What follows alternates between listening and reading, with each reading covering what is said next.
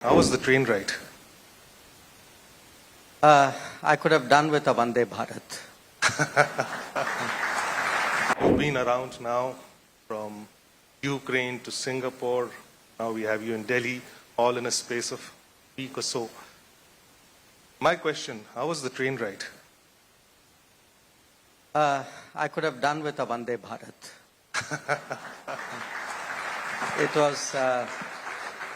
It was about 10 hours each way. And I think given the situation, obviously, you got what you got. But 10 hours is 10 hours. When was the last time an Indian Prime Minister took a train to visit a country? We've heard of, the image of Nehru in a yak is there. Well, I remember Mr. Modi doing a Shinkansen, a bullet train in Japan. I'm trying to think. I offhand cannot remember any other train ride, at least for a long time. So that was a crisis point, current crisis point in the global picture as you see it. There are many such crisis points. The world is in turmoil and you've been talking about it. Everybody has been talking about it. How would you paint the picture as an Indian foreign minister? The global picture? Yeah. Well, look, I think if I were to have a one-word summary of this situation, it's probably the first word which you've used for the panel, which is risks. Because what we have seen really for the last 15 years is a steady increase in terms of risks in the to the global order, in the international economy, in individual countries.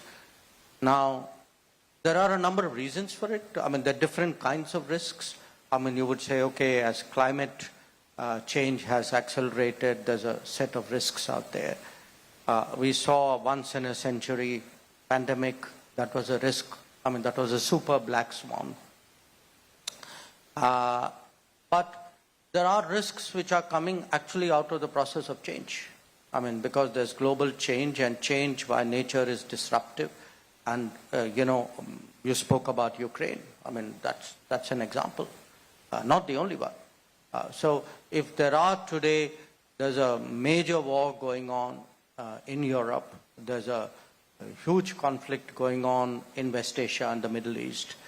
There are tensions around Asia. There's a revival of border territorial claims and border frictions. Those are actually, with each one of them, the risks mount.